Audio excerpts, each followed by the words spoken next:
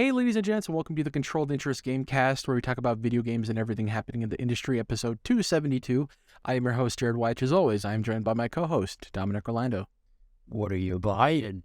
Well, that was pretty good, actually, I think. Yeah. What are you buying? That was the first time I've ever tried that. I did it just live right there. I'm actually not too dissatisfied. That's what we are. We're the number one source for perfect Resident Evil 4 impersonations. The dude in Village is like not the same character, right? Or is he? In big Village, yeah, the super big guy, the chef guy, sells you stuff too, can make meals. Or is he like a spiritual successor? I think it's just like, yeah, that's the shopkeeper in that game. I don't know if they're related. Because he has a similar accent. He's like that gravelly, right? No, I'm wrong. He has like a cheery voice. He has like a higher pitched voice. Yeah. Okay. It's still like unsettling, but it does have that cheery pitch to it. It's like a Pennywise unsettling as opposed to like something else. Yeah. Anyways, we got a lot of news this week. We had a Unreal presentation. We had Redfall hands-on impressions drop. We had some teases, and we had the announcement of a new licensed video game that I'm actually pretty excited for, and I'm excited to talk to you about it, so we'll get to that. But first, we got Quickie news, various little updates. Let's start off with a new Little Nightmare. So Tarsier Studios, developers of Little Nightmares 1 and 2, revealed art for their upcoming game. A tweet with the following, quote, "New world, emphasis on new," end quote, showcased a paddle boat in a body of water sitting under a mysterious starry sky.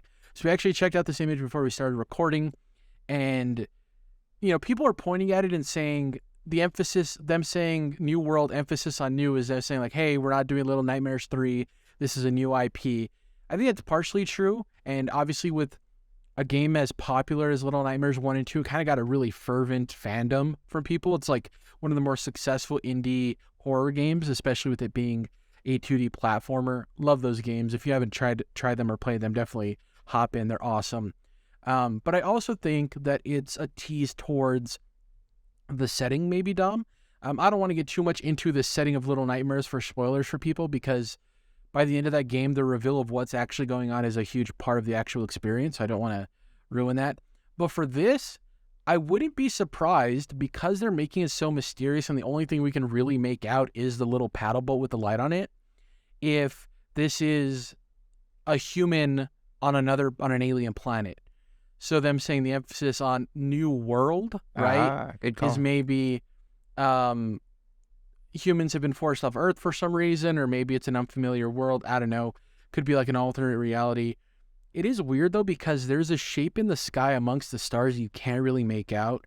And part of me is unsure if that's like an entity of some sort, or if it's a structure being hidden by the night sky, and you're kind of coming upon it in your boat. We don't know if this is like the ocean or if this is a smaller body of water, like a lake or something. Looks cool, though. I'm excited. Like I said, I love their first two games. They're a very talented studio. They're really good at the like mystery box aspect of it, Dom, where they present a world and it's up to you to kind of piece it together and figure it out. And there is a story being told, but in a way that From Software does it isn't necessarily spoon-fed to you. Not that that's a bad thing, but it's more of you piecing together all of the elements of environmental storytelling and seeing what, in your mind, what happened in your opinion. As someone who hasn't played the first two Little Nightmare games, Dom, this image, does it do anything for you? Are you curious about what this mysterious setting could be? Not really. I need to play it. I've always been curious about the Little Nightmare games, so I probably, owe those a playthrough before I could like realistically get anything out of this, because I think having that context, like you explained it to me, like what those games were and what we could expect based on this concept art, but without that knowledge, it's kind of like, yeah, it's a little boat and in some water, and it's very dark. So, but yeah, I like what you mentioned, though, that they tend to mess around with perspective. So like it may not be what it necessarily appears to be, or it may look different once they shift the angle or whatever it is, right? Or like something something that would be too corny is like, oh, is it Big Nightmares? And that's actually a giant, huge version of something, but I don't know, in the sky there. But yeah, I'll be curious to see what this ends up being, but realistically, I need to actually go back and play the Little Nightmare games. Yeah, for sure. I think hopefully that's the case for people who see this shared on their timeline of they're like, Tarsier Studios, who's that? And then they're like, oh, they developed those Little Nightmare games.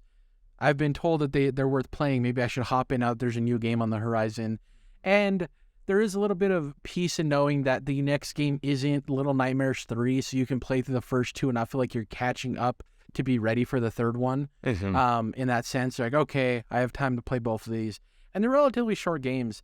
If memory serves me correct, the first one is only like 6 hours. And the second one I don't think is much longer. They're awesome. I think I don't remember if the second one got DLC, but the first one had a couple of pieces of DLC that add on to the game, which are really cool as well.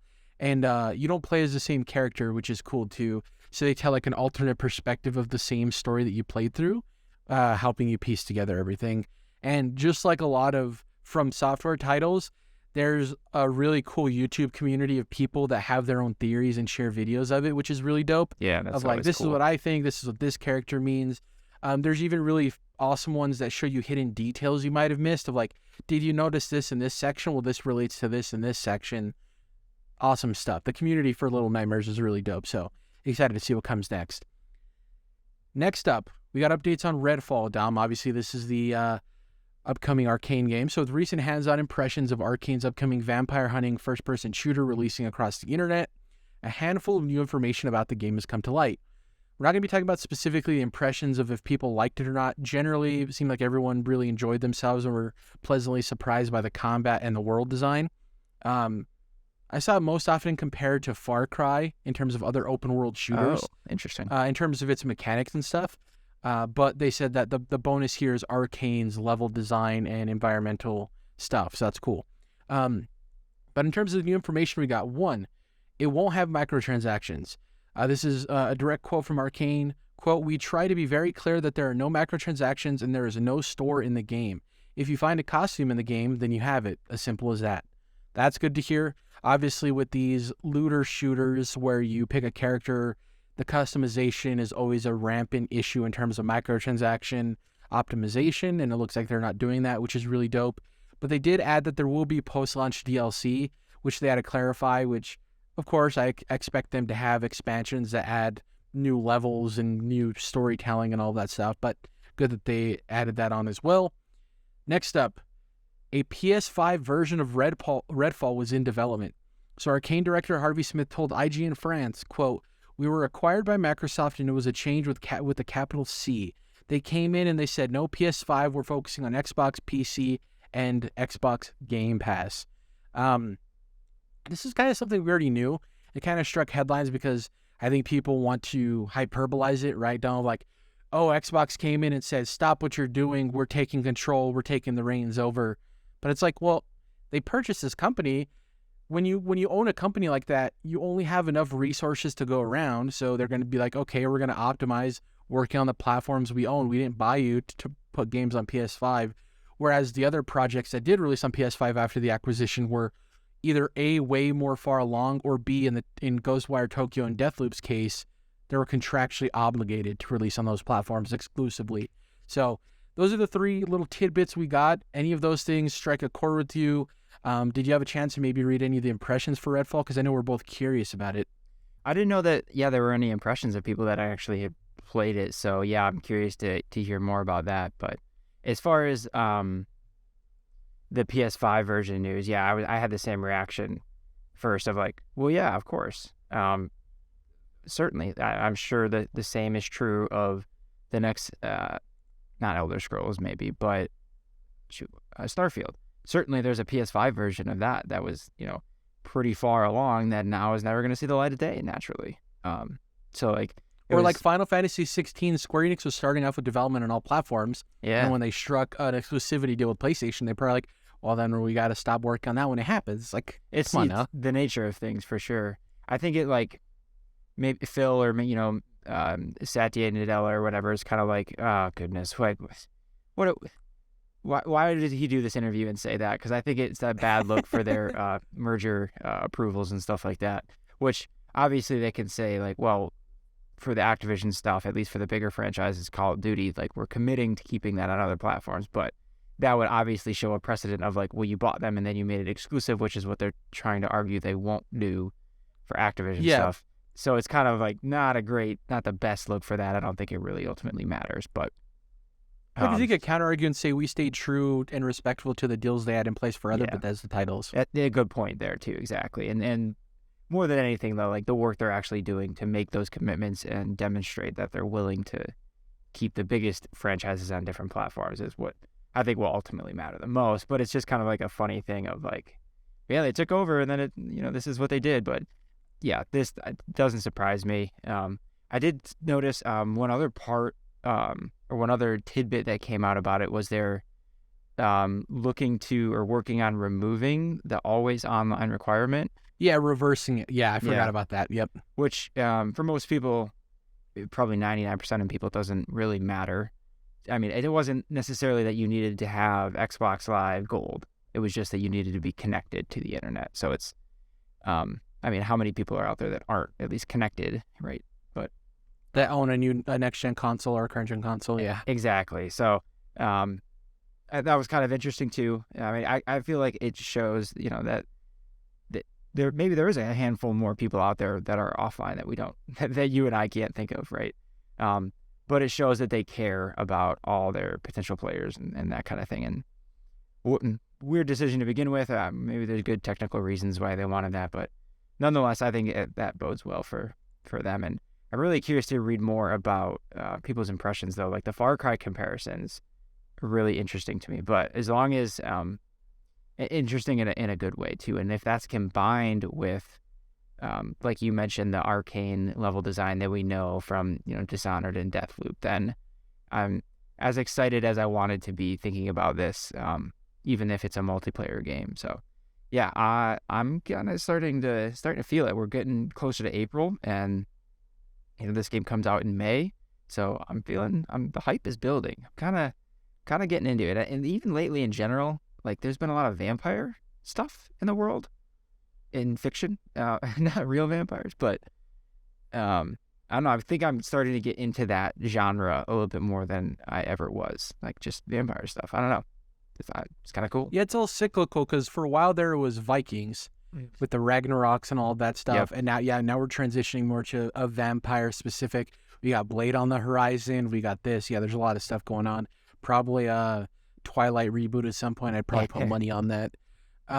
It is interesting, and the cool thing with the hands-on impressions is I guess they flew out a bunch of people, or people also who are local in Los Angeles got to go play it. It was like an event for people. So there's a bunch of impressions from your favorite outlets: GameSpot, Kinda Funny, Easy Allies, the whole gamut got their hands on with the game, which is really cool.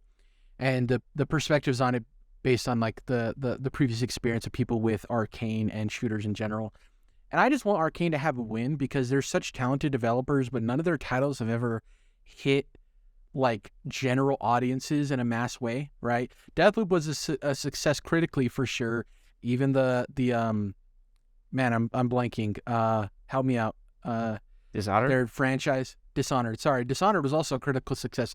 But none of their games have really sold extremely well and haven't reached that like mass appeal. So I'm hoping maybe Redfall does that.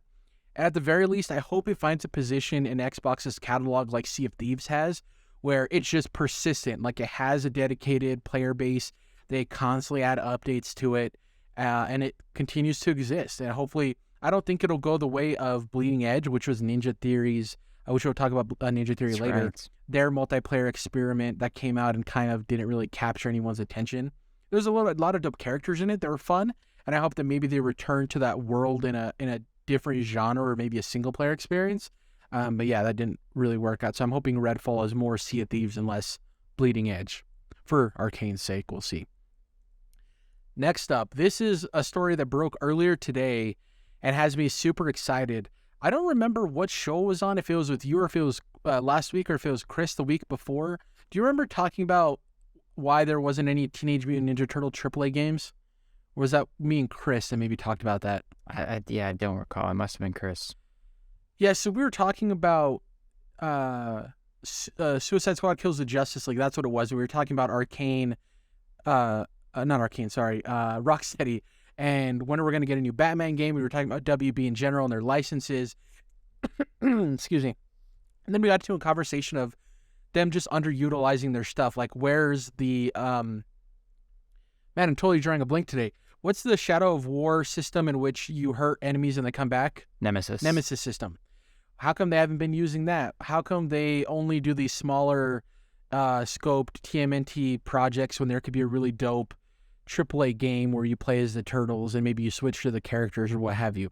Well, TMNT finally might be getting the AAA treatment, and this is via Michael McWhorter over at Polygon, so I'm going to read from his story. If you want the full thing, please go over and check out his article. Link will be in the description of the YouTube video.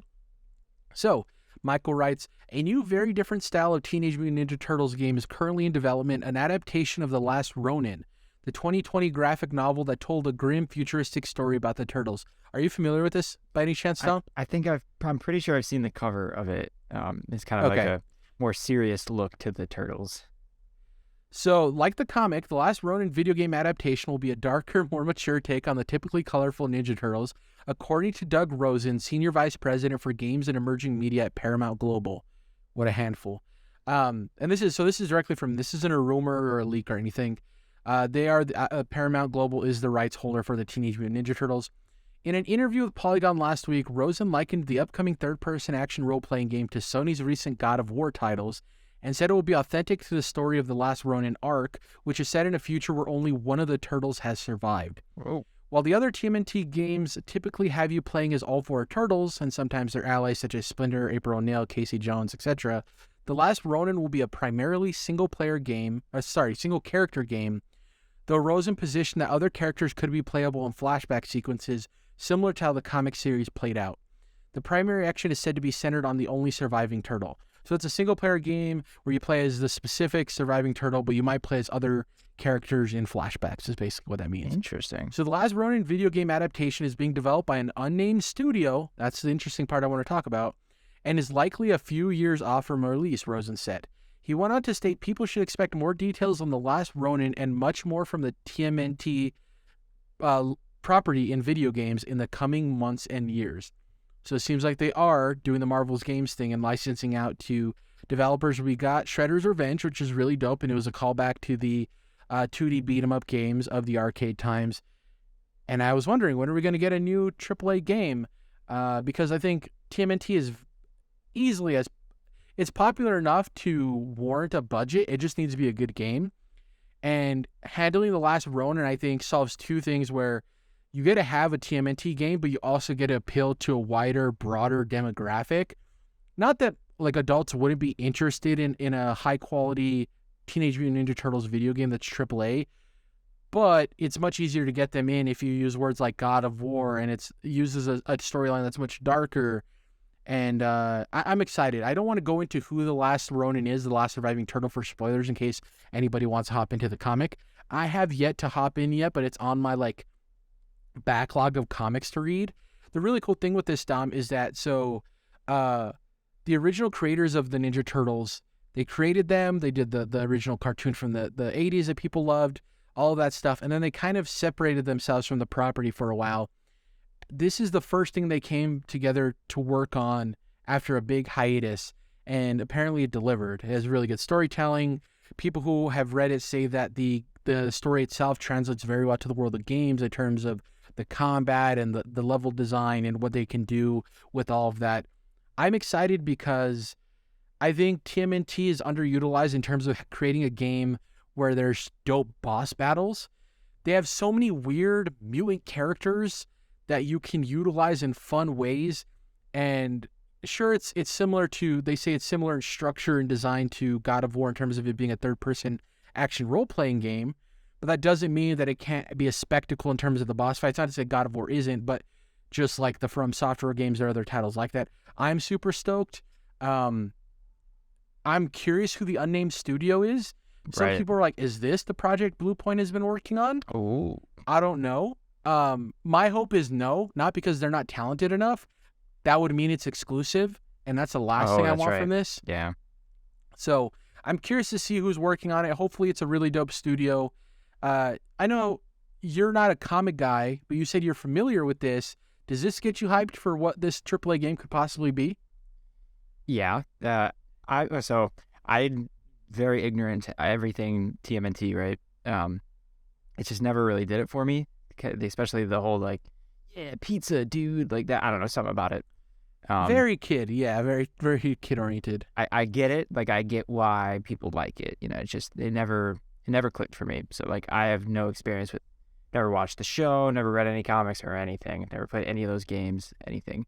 So that was one where like Shredder's Revenge came out and everyone's like just fawning over it. And I'm like, really? It's kind of like, it looks like an old arcade game, but I guess that's the shit. So, but yeah, the way you described the storyline of that particular comic, that sounds cool.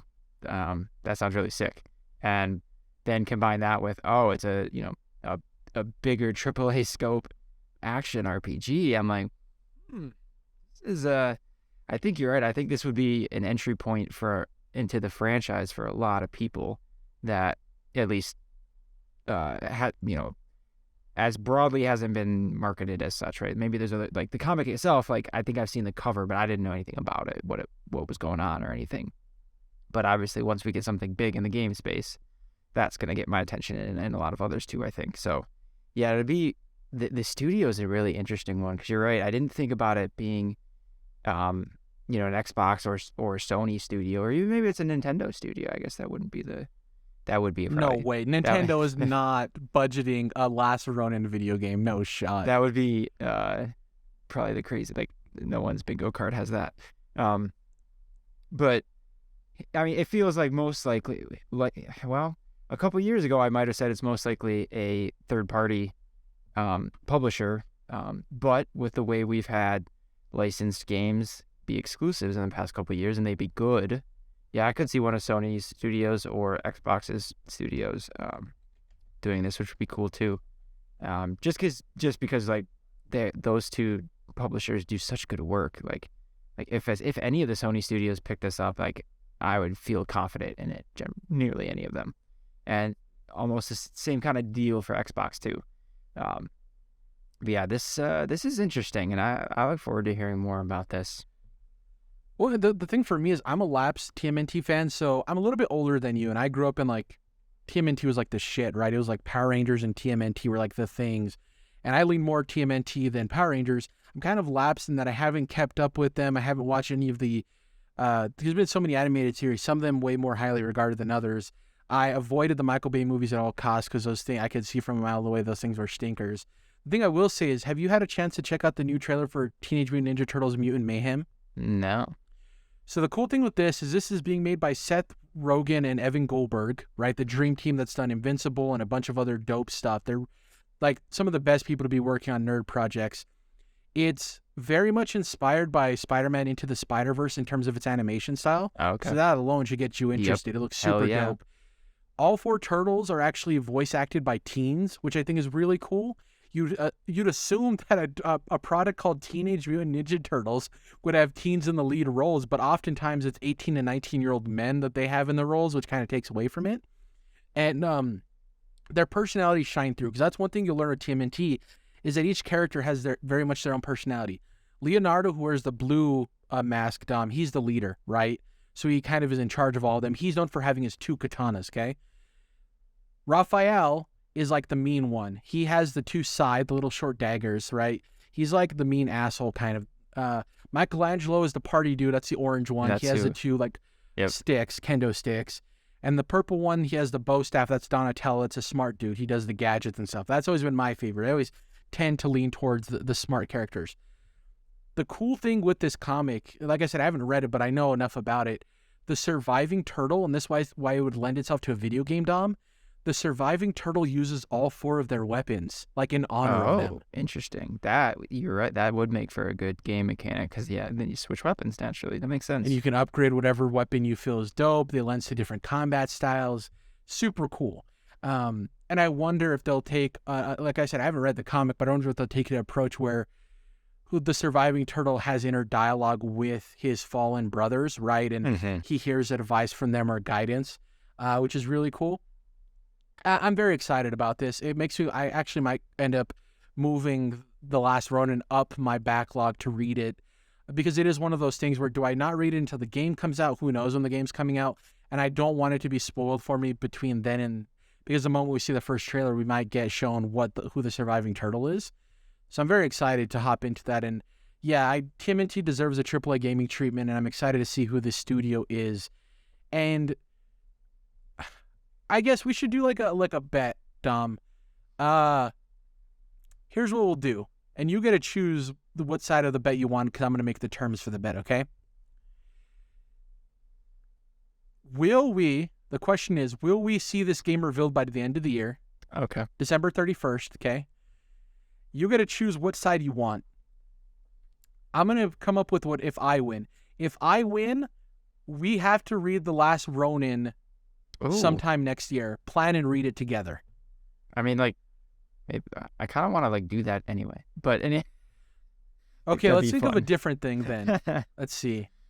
Like throughout this conversation, to think of what stakes. I feel like I've been convincing myself that might be a fun comic to get into. If it's like, I like when, I find comics really difficult to get into, but if this is like a contained story where like it's obviously it sounds cool, the story sounds good and that kind of thing, but it's also like it's completed, it can be bought all together, then I'm more interested. So I kind of think maybe we should do that anyway. Okay, we'll do that regardless. Yeah. I got the bet. My side of the bet, and you can come up with yours, or we can filter however. If I'm right and you're wrong, by the end of the year, sometime next year on a podcast, whoever, you're the loser, you'll have to do this. You'll have to research the 4 turtles, and you'll have to tell me which one is your favorite and which one personality-wise is most like you. So that might be 2 different answers. Okay, I like that. So you'll have to come to the podcast and be like, I looked into it. It seems like I'm most like Michelangelo or Raphael or whatever, and then explain why. Yeah. So it's not a whole lot of effort, but it's enough effort, and it gets you more involved in the franchise. Yeah. And knowing a little bit more. I like that.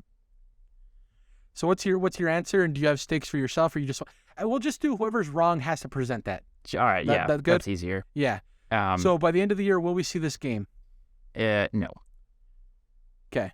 I'll actually rephrase that in an official capacity, because I don't want you to get dinged if it's like leaked or something. Yeah. In an official capacity, your answer is no. I'll say yes, obviously. And yeah, loser will have to present. Luckily, since I've been a fan for a while, I kind of already know which one I'm like. But maybe that's changed over time, and we'll see. But I'm very excited for this, and yeah, we need to make a time to read it together. That'd be fun to talk about. That we kind of, I don't even know how many issues it is. I'll have to look into that. It's already finished, which is good. So I'm imagining it's maybe like a 12-issue run or something. But I am about. If you want to look into that, we'll get into the next thing. Oh, I've definitely seen this cover. Yeah, it's exactly what I thought. It's like black and white light, like a noir cover, kind of. It looks like a Batman movie cover, honestly. But okay. But kind of with the samurai stuff, obviously. But like the color palette and I don't know, just the way it looks. Oh, okay, yeah. It's like splashes of red, right? I see it. Okay. Let's see. On a product listing, it might take me a while to figure out like how many issues and that kind of thing. But there's a hardcover collection. Oh, it's only $21 for the hardcover. That's pretty cool. That might be the way to do this. Anyway, we can move on from that, or from at least from figuring out more about this specific comic. It's only 5 issues. Oh, okay. That would explain why it's only $20 then. Yeah, okay, cool. Yeah, the creators, by the way, I didn't mention them earlier, are Kevin Eastman and Peter Laird, who are like the people who made TMNT, so I want to give them a shout out. Imagine that, like, creating one of the most popular properties in all of like entertainment. That's crazy, right? Yeah. I always think about that, of like, you create something, and it's one thing to be like successful, like I mentioned earlier, Twilight, and shows successful with movies and stuff, but like something like TMNT or Pokemon, it persists like time and space. Like it's just pervasive in the minds of pop culture and stuff. It's wild. I wanted to mention this real quick. Required reading for this week. Nathan Grayson over at the Washington Post did a story called How Twitch Lost Its Way. And it's basically how Twitch's recent moves have confused and upset creators, fans, and staff alike. There's a recent layoff of, I think, 400 Twitch employees as well. Creators have argued that like the top 1% of Twitch is getting a way better cut in terms of ad revenue than literally everyone else, We've seen creators leave Twitch for YouTube gaming, streaming, and I haven't read the story yet, but I saw the headline and I read the first couple of paragraphs, and it's really interesting. And I think Nathan Grayson wrote up something that's definitely worth checking out, and I'm going to be checking out as soon as we finish the podcast. Link will be in the description of the YouTube video as always.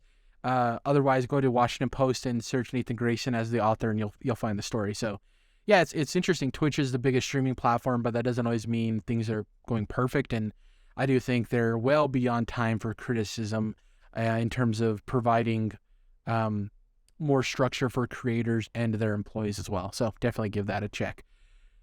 Next up, the topic of the show. The future of Unreal Engine 5. This is from Epic. So during the State of Unreal presentation that happened at GDC 2023, by the way, that's been going on the week we're recording this, the Game Developer Conference in San Francisco. Shout out to Elden Ring for winning the Game of the Year amongst its other developers, which is always super dope. Like, I think, I'd assume that people in the gaming industry kind of hold that one a little bit higher in terms of its prestige because it's being voted on by other game developers, which I think is really cool. Yeah. Exactly, yeah. So this GDC presentation showcased the capabilities of Unreal Engine 5, and audience were presented with several displays of exceptional visual fidelity, performance, and complexity. Those are my words. To say the least. It's really... Yeah. So I want to talk about two things specifically. So first is the Ninja Theory Hellblade II tease. So alongside the presentation, Ninja Theory tweeted the following message, quote, "We're pushing the boundaries of real-time facial animation in Senua Saga Hellblade II, as showcased at GDC 2023 with Unreal Engine," end quote. And they posted the video itself, a breakout of the presentation. And the 1 minute long take showcased Senua actress Melina Juergens acting out a monologue in engine in real time with facial animation. Despite being a short teaser, it took the internet by storm, with Ninja Theory's tweet seeing over 2.5 million impressions in less than a day. The crazy thing of this video is if you're just watching it at first glance, it's hard to see when the game engine starts and the real-time facial animation happens, but thankfully Ninja Theory did a really good edit where the moment it turns from the brighter light to the darker light is when it transitions from real-time footage to in-engine footage. And boy, howdy, is it incredible, the level of detail. Not only if this was like pre-rendered, Dom, when we were watching, it would be immaculate, the level of detail you see in her face and the animations of her, the movement of her mouth and everything. The fact that this is happening in real time and being captured in real time, wild, right? You checked it out right before the show began. What are your thoughts on it? Because I was like, oh my God. It's like one of those times where it seems like in recent years technology moves fast, but we see the progress so frequently. And so each little step of progress, like, it doesn't seem as significant, but it's like when it happens every week, if you were to see the progress over a year or several years, then it's kind of like, I don't know, gaining or losing weight or something. Like when you see it all at once, it looks like more. But this feels like one of those moments of like a huge step in progress where it's like, oh shit, like that's incredible. Like that is just like technically insane how good this looks and how cool it is. And then, yeah, like you said, in real time, like it just feels like one of those moments of like, wow, okay, this is what we're doing. Like this is how far we've come, and you can really tell. So yeah, it's incredible. Yeah, so I saw that first, and I was like, this is crazy. And then I saw a tweet from Jeff Keighley talking about the Unreal Editor for Fortnite. Yeah. And once again, I was blown away. So technology, the Unreal Editor for Fortnite is a technology that allows creators to craft their gameplay experiences inside of Fortnite. The Game Awards, Jeff Keighley shared a tweet with 4 screenshots of things made inside of UEFN, which is the abbreviation for the technology. So this is what I wrote down. So the first one, we see a samurai facing off with a giant mythical dragon, and it's very similar to like Neo, right, is what you said before we started. The dragon is beautiful. The lighting, everything. It's very much, it feels like a moment. Like the environment itself, it's very like smoky. It's really cool. The second one, it's like really the perfect demonstration of where like the whole foreground is dark in the shadow, but then where the dragon's coming from, you get the light shining through, so you can kind of see the contrast of like how it looks, the darker parts versus how good the lighting looks through, and then the dragon itself is what's lit up and it looks sick, and then yeah, you got that like Japanese styling to the dragon and the armor on the character. I think this is probably my favorite one, so that's why I'm just going off on it right now. It looks so cool. Well, even like the god rays coming through Yeah. and like the bird flying behind the dragon is just so good. Next up, the second one shows a female soldier standing in front of a giant mech situated in a factory of some sort. The one with this one, I think outside of the character, because it's very much a Fortnite character that you see, the girl is very much a Fortnite character. The proportions that she is made with, I guess I'd say. I don't know if that's what you call that. Even like the coloring of her outfit and everything kind of stands out against the environment. But even taking that into account, the lighting on her, the visual fidelity is crazy. The environment itself of the factory looks really good. Mm-hmm. The mech itself looks dope. I just realized there's a little banana man from Fortnite on the bottom right. Yeah, there is. You're right. Yeah, I didn't even see that. This is really cool. And I think the whole point of this presentation was to showcase the variety of environments and games you can make from this. So that's really dope. The next one is this is what I said, shockingly reminiscent of classic Call of Duty maps, including the lighting and coloring of the entire scene. If you took away the characters out of this, I would think this was a Call of Duty map, 100%. Even if you take out too. Exactly. If you take out the two back Fortnite characters, the first one, you could even argue to me that this is a new Metal Gear game or something. Like, it totally does not look like, the environment itself does not look like Fortnite. It looks very much like a Call of Duty map. The bricks that are there, that's totally Call of Duty assets, essentially.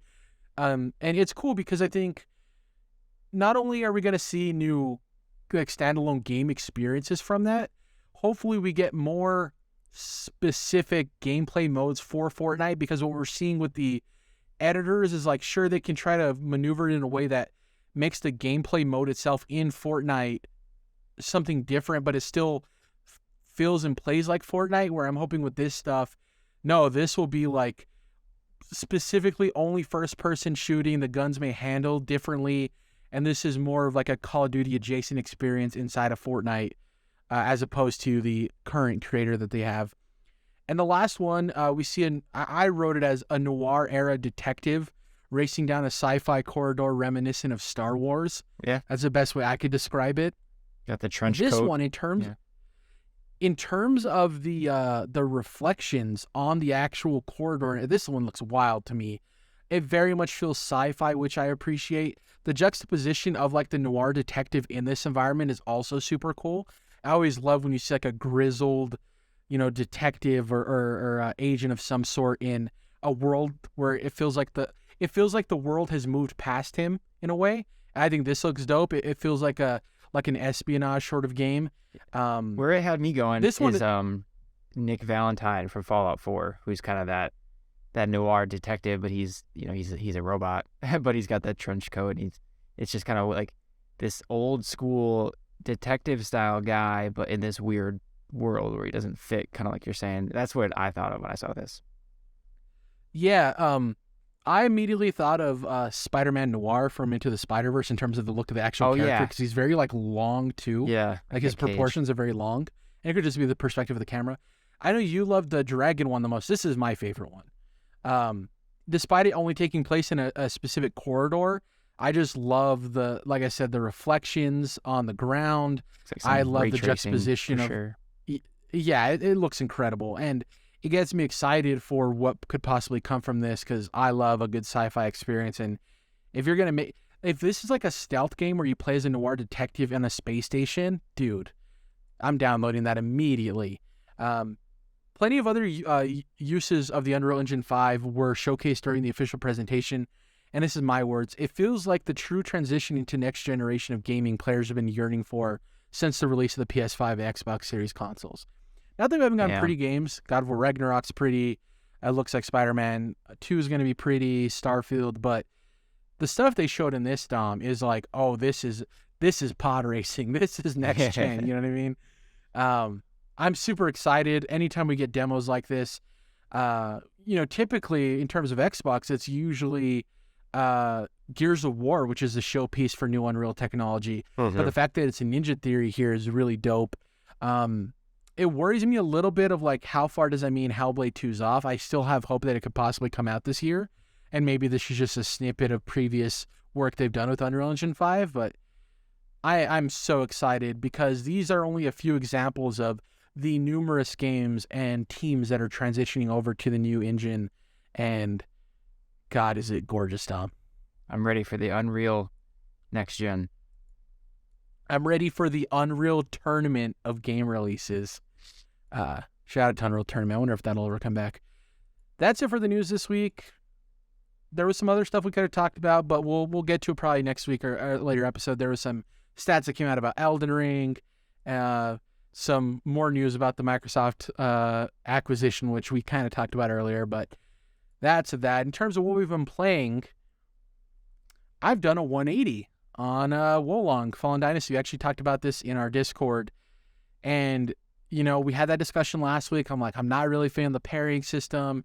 I don't know if it's a game for me. You're like, yo, dude, if I'm going to be honest with you, if you're not feeling the parrying, just ditch the game because that's what the game is. And I hopped in. I don't know if it was like a day or two later, Dom. I can't remember what day it was. Maybe it was the day after. And I messaged you. I was like, I'm what, three bosses in. I beat the first boss on the first try, and it clicked with me. And what I found was I was being aggressive with the parry.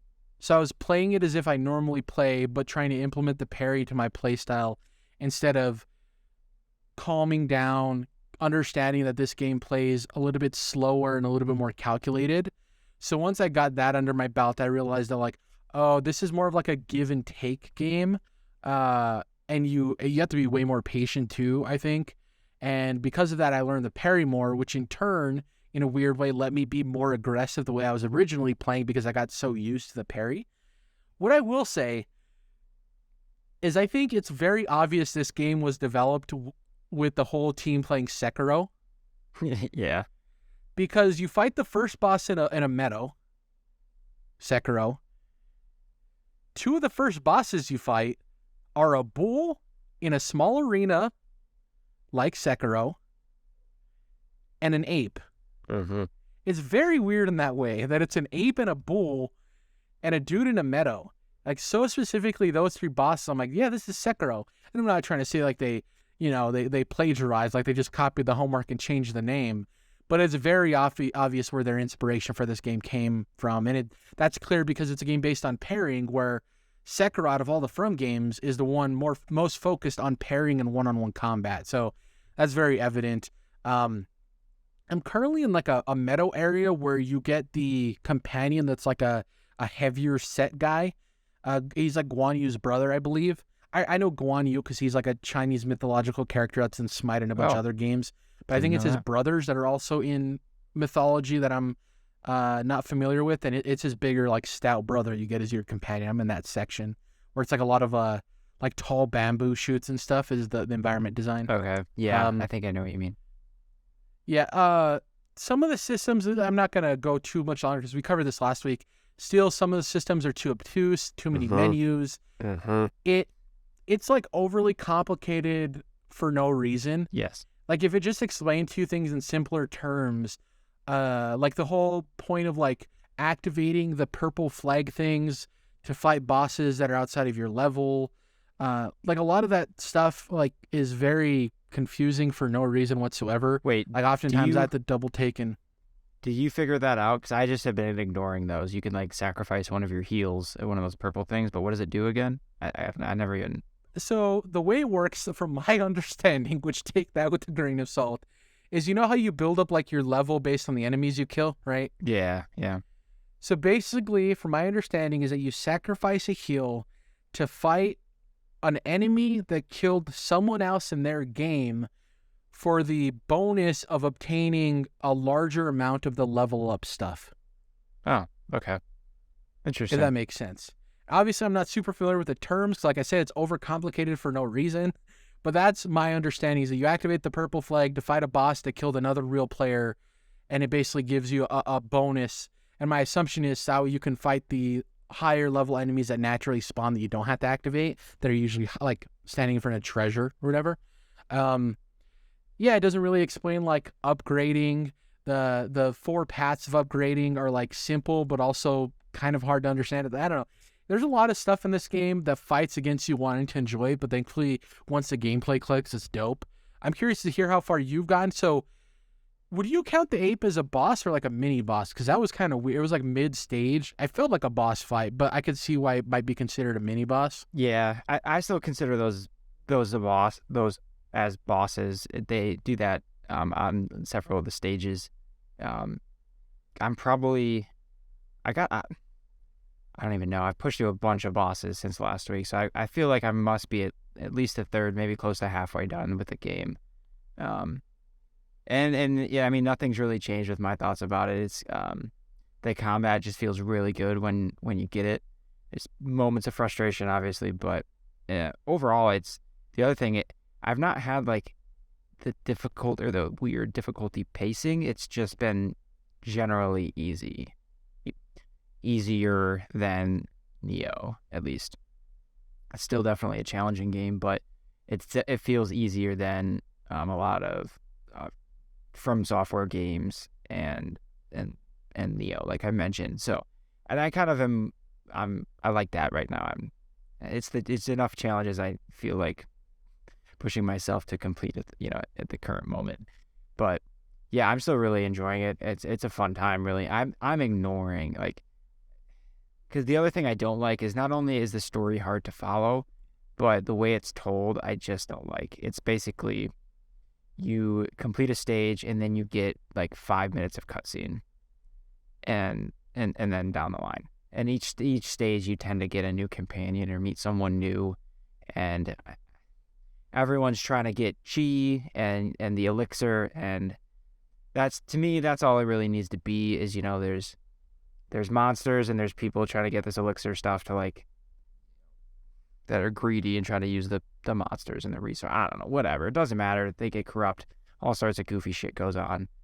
I skip all those cutscenes because they're so long, and it's like I prefer something more where the story is told in an integrated way with the gameplay. This feels very old school and you're gonna get it. You're like, oh, can't wait to beat this boss to find out the next story beat. It's kind of like, all right, compared to except you can't. It's not that you can't wait. You're like, okay, now I got to mash A a bunch of times. Exactly. Compared to something, I can't think of a specific example, but in The Last of Us Part 2, or God of War, there's moments where you get a big story beat, but it came out of something that seemed innocuous, and you were just stepping through a door or something, and all of a sudden you thought you were just starting a level, but all of a sudden crazy things are happening. It's much uneven pacing, more natural. Yeah, it's not like video game levels. It's just I don't know, it feels more natural. Exactly. So this game is not great at that. Plus, I'm really starting to get worn down on the loot and the gear. You get so much stuff, and yeah, it's so much junk because and I hate too because you get so much loot, but then you can also upgrade a lot, and upgrading seems to make a big difference. But I grabbed one katana and upgraded it a couple times, and 4 stages later, I'm still not finding anything as good as that katana, and it's because I've upgraded it.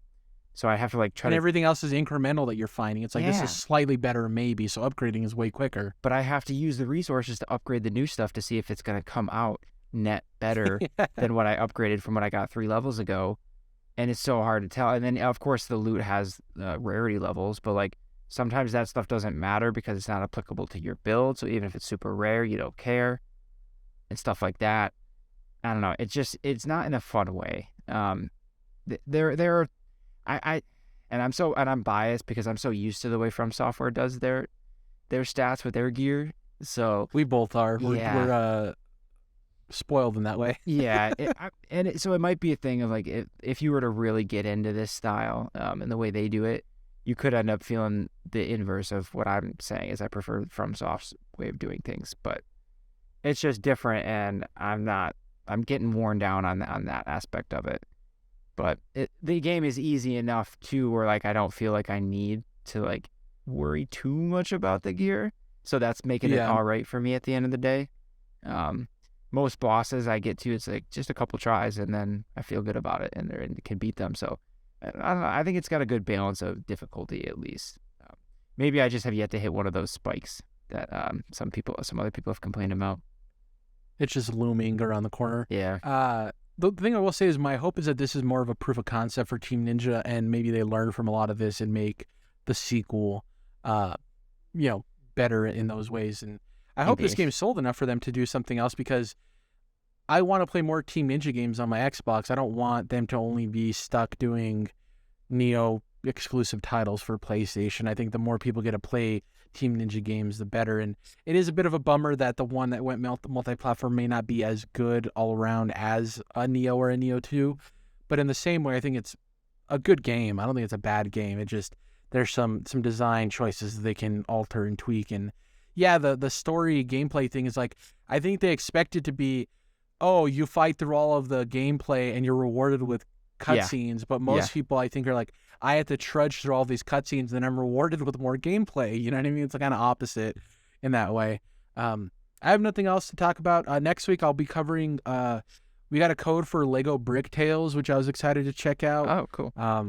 So I'll be talking about that next week. It's a level-based Lego game where there's a grand goal of helping your grandpa open up his theme park, but you're going to these individual levels, and the puzzles of the game are like, there's a bridge that broke down, so you have to build a new bridge. So it gives you all of the parts, but you have to design it yourself. But not any design is going to work because it needs to be structurally sound. You have to test it, and a robot will go across it to see if it falls apart. So like, it's a beautiful balance of knowing that there's a specific thing you have to build, but there's enough openness to where you can be creative in how you do it. And boy, the solutions I've come up with, some of the stuff is wild, but I'm having a blast with it. It's fun. It's the structure I need in a Lego game. I like the Star Wars and those. I'm talking about Lego Worlds, for instance, is a game I loved, but it's so open and there's not really a main goal in mind, and you're just like running around finding different types of bricks that you kind of just get lost in the minutia of it all. This has more of that structure where it's not as big as those licensed Star Wars games or other properties, but it's not as open as that. I also want to get to Lego City Undercover. People love that game so much. I knew it was recently like remade on last gen. It's currently on sale, I think, for $4. I picked it up. I don't know if I'm going to play it anytime soon, but I've heard so much good about that game that I eventually want to get to it. I have nothing else to mention. Like I said, I'll talk about Lego Brick Tales next week. Do you have anything else outside of Wolong? No, I talked a lot about that. I did finally start playing Metroid Prime Remastered, because that shipped, like, took Amazon a little while. I guess it seems like every store is kind of was running low on the physical copies of that game for some reason. But only a few hours in, and it's pretty cool. It's a remarkably like well-crafted first-person shooter, even as old as it is.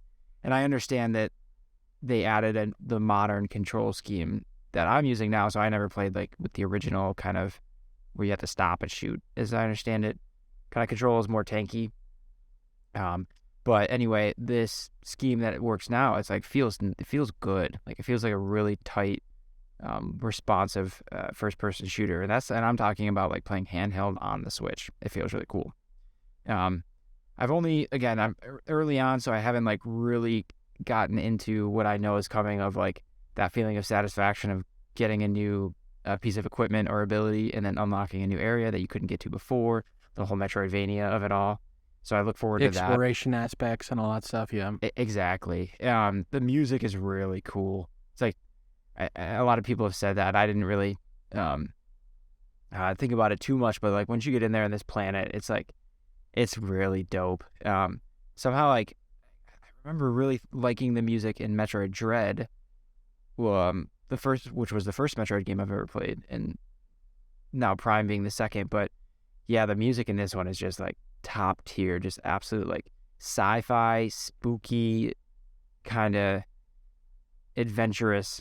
I don't even know how to explain it. It's just really cool. The vibes are immaculate. Exactly. And it's like, it's one of those things like that's just the vibes and the circumstances in which you kind of end up, or, that set up the whole game are sort of desperate. You're on your own. It's lonely, and you got to figure shit out. You just lost all your gear, which apparently I'm noticing is a thing in every Metroid game. You start out the first half hour with like everything you're gonna get, and then you lose it all, and that's how the game starts. It's like a really not clever way. Maybe it was clever at one point, but to solve that problem. I think Metroid is a series that like implemented that in a real way, and everyone kind of copied that formula. Yeah. Of, like, we're going to make you super powered, and then you're going to lose everything. It's that classic thing, like when you have a sequel of a game where you were leveling up, like how do you set the player back to level 0, right? Yeah. But the character wouldn't be. So it's good. It works well enough, I think, for what they're trying to do. But same thing with Dread. I didn't really get into the story all that much. It was kind of just there's bad stuff going on, and there's these Metroids that are bad for the world, and they're parasitic, and we're just trying to keep shit cool.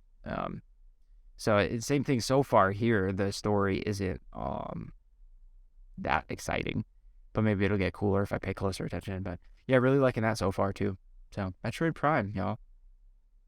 Yeah, so next week, look for our comprehensive impressions of, I'll be talking about Lego Brick Tales, and I'm excited to hear more about Metroid Prime and how you're liking it, because I eventually want to get to it, but, you know, so many games to play, so little time. That's been it for this week's show. Thank you guys for listening. If you can, please head on over to Twitter. Collectively, you can find us at CTRLINT. It's Controlled Interest Abbreviated. Individually, I'm at Jerrad Wyche, JERRADWYCHE. Dom is at OB Dom Kenobi, but the O in OB is the number 0, not the letter O. YouTube, search Controlled Interest, will pop it up. Subscribe so you never miss a podcast. Like the video so you help us with the algorithm. And hit the bell notification so you're notified when a new podcast goes live, because you can never trust YouTube's subscription box. And lastly, we're on all the podcast services, Spotify. I think I'm going to put us on the Amazon one too, because I got an email about that. So I think they have a podcast service. Wherever you listen to podcasts, you'll find us there. Other than that, we will catch you guys next week, like I said, with our comprehensive impressions of Lego Brick Tales and Metroid Prime, and probably some other news. Hey, maybe that we get a trailer for the Last Ronin video game, Dom, and you'll lose the bet in less than a week's time. Other than that, we will catch you guys next week. Bye.